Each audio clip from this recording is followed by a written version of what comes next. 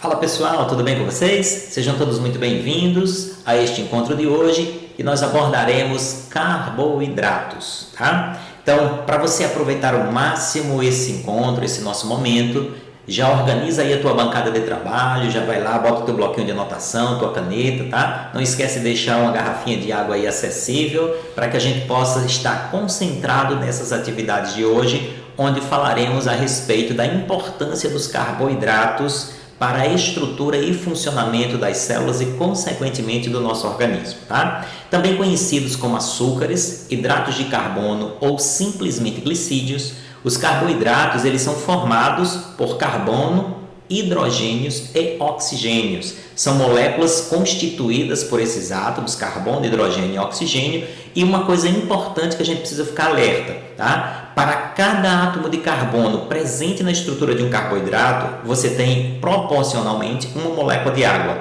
Então, isso nos dá a condição de criar uma estrutura genérica para os carboidratos, tá? Então, para cada carbono, uma molécula de água, perfeito?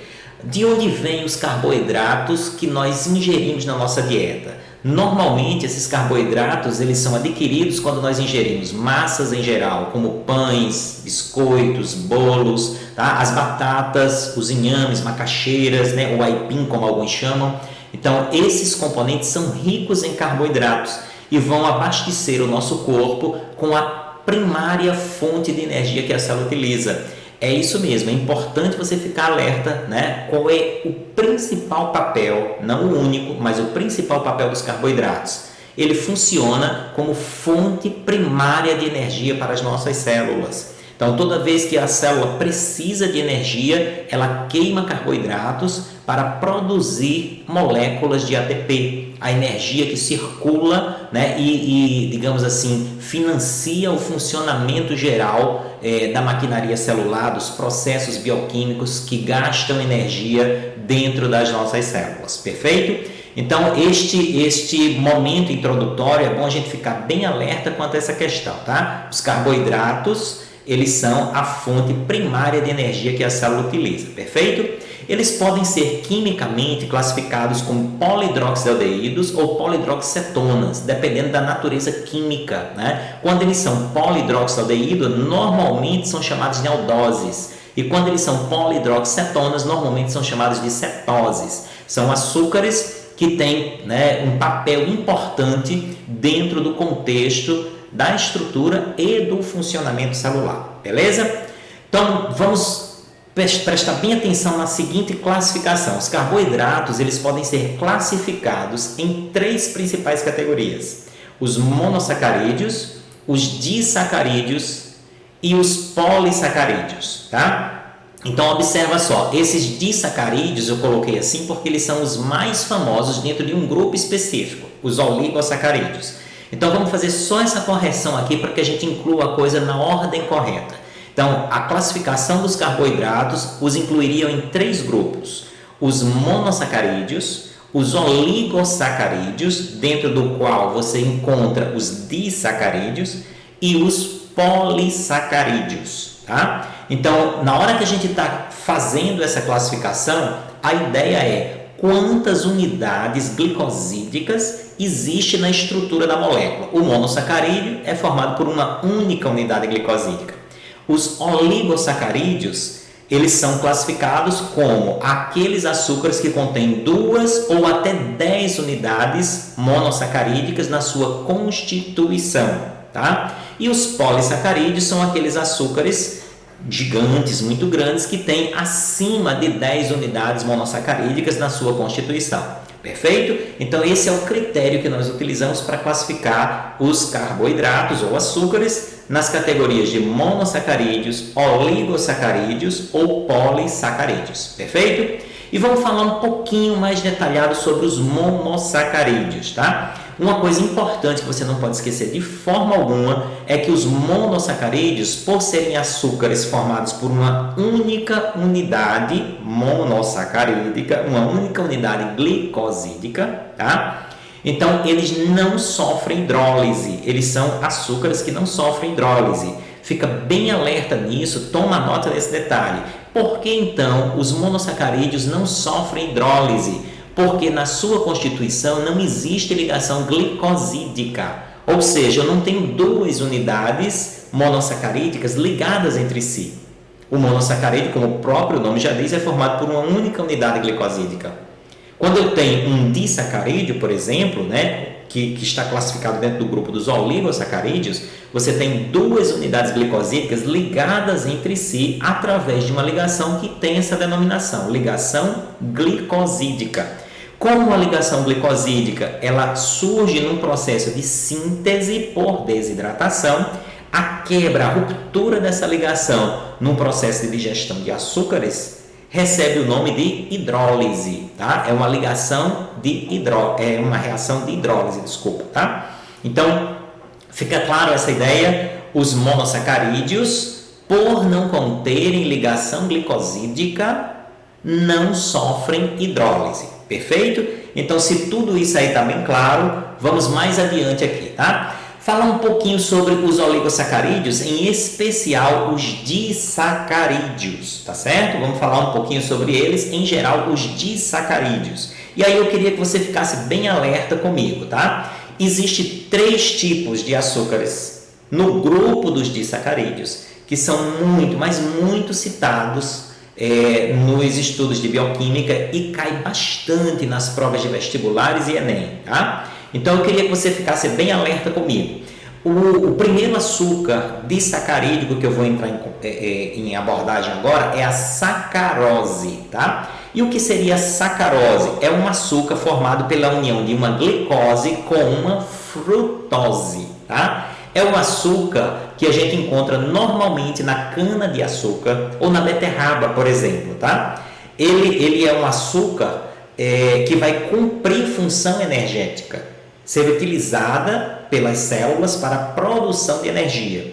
Então, prestou bem atenção, a sacarose é formada por uma glicose mais uma frutose, tá? Ele, portanto, é um disacarídeo e entre a glicose e a frutose existe uma ligação glicosídica, tá? Que uma vez rompida, né, libera glicose e frutose para que a célula possa utilizar estas substâncias na produção de energia, perfeito? Outro disacarídeo muito famoso é a maltose. E a maltose é formada por 2 moléculas de glicose ligadas entre si, tá? Esta maltose é o açúcar que está presente nos cereais e também cumpre função energética, perfeito? E o terceiro disacarídeo famoso é a lactose. E a lactose é bem conhecida nossa, né? A gente sempre vê aí as pessoas falando que são intolerantes à lactose ou que têm resistência à lactose, tá? Então, o que é a lactose? É um açúcar formado por 2 monossacarídeos, a glicose mais a galactose, perfeito? Glicose mais galactose. Este é o açúcar que está presente aonde, pessoal? No leite, muito bem. Esse é o açúcar que está presente no leite e também vai cumprir função energética. Perceberam que dentro do grupo dos oligosacarídeos nós temos 3 açúcares disacarídicos que são bem famosos: a sacarose, a maltose e a lactose, tá? Se você foi esperto nessa observação, você deve ter notado que todos os 3 disacarídeos têm uma de suas unidades monossacarídicas que sempre é a glicose. Então, para eu gravar quem compõe o que, é melhor a gente usar alguns artifícios de memorização que vai simplificar essa tarefa para nós, perfeito? Então, sacarose é glicose mais frutose. Então, basta eu associar que o açúcar diferencial da sacarose é a frutose, da maltose é a própria glicose e da lactose é a galactose, uma vez que a outra unidade monossacarídica sempre será quem? A glicose, perfeito? Então, olha só, esses açúcares disacarídicos, eles normalmente cumprem função energética nas nossas células, mas também são estruturas utilizadas na constituição do glicocálix. E para quem não lembra, né, o glicocálix é aquela estrutura glicídica externa à membrana celular que tem função de reconhecimento celular, tá? Função de adesividade muitas vezes, mas se destaca muito a função de reconhecimento celular. Além de, óbvio, proteger a célula também, tá? Então, é uma cadeia de açúcares disacarídicos em geral, que estão na superfície da membrana, na superfície externa da membrana, e que tem a função, em geral, de promover o reconhecimento das células quando estas se tocam pela região dos seus glicocálix, tá? Então, toda vida que duas células se tocam nas suas superfícies, o primeiro contato se faz entre os glicocálix de ambas as células. E daí, então, é disparado um sinal interno para o citoplasma, que será transduzido até o núcleo para que essas proteínas, essas estruturas celulares consigam se reconhecer como afins ou não afins. Como se essas células pudessem visualizar uma outra e saber se elas são ou não de um mesmo grupo celular. Perfeito? Tranquilos com isso? Então vamos andar mais um pouquinho, tá? Então o que eu queria que vocês observassem agora comigo, né, a respeito ainda dos carboidratos, os polissacarídeos, tá? Os polissacarídeos, como o nome já está sugerindo, é um tipo de açúcar formada por várias unidades monossacarídicas e eles podem assumir basicamente dois papéis. O papel estrutural e o papel de reserva energética, tá? Quando a gente fala de papel estrutural, nós podemos destacar, por exemplo, a quitina, que é um tipo de açúcar, né, um tipo de polissacarídeo muito utilizado, por exemplo, na confecção do exoesqueleto de artrópodas. Tá? Então, aquela estrutura exoesquelética dos artrópodas é feita por um tipo de açúcar polissacarídico. Perceberam que neste contexto ele não está servindo como fonte de energia, e sim para compor a estrutura do exoesqueleto? De forma semelhante, por exemplo, a celulose, que também é um polissacarídeo, só que de origem vegetal, ele vai ser utilizado para compor a membrana da célula vegetal, né? Na realidade, parede celular da célula vegetal, tá? Então, esses dois açúcares que nós acabamos de falar, a quitina e a celulose, têm papel estrutural, sendo a quitina de origem animal e a celulose de origem vegetal, perfeito? Então, só reforçando, a quitina vai compor a estrutura, por exemplo, do exoesqueleto dos artrópodas, enquanto a celulose vai compor a parede celular das células vegetais. Tranquilo com isso?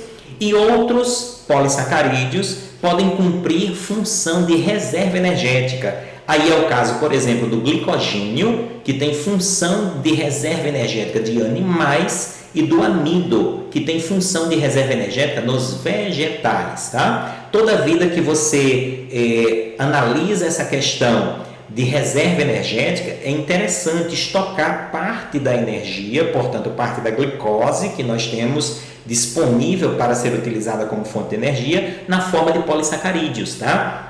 Então, tanto o amido quanto o glicogênio são açúcares de unidades, né, muito longas, de cadeias muito longas, formadas exclusivamente por glicoses ligadas uma na outra, tá? Formando uma grande cadeia, um polímero de glicose. Tá? Então, tanto o amido quanto o glicogênio são polímeros gigantescos de glicose. Tá? Lembrando, o amido ele é um estoque de reserva energética para vegetais. E você pode encontrar isso aí em caules e raízes de forma bastante abundante em grandes grupos vegetais, tá bom?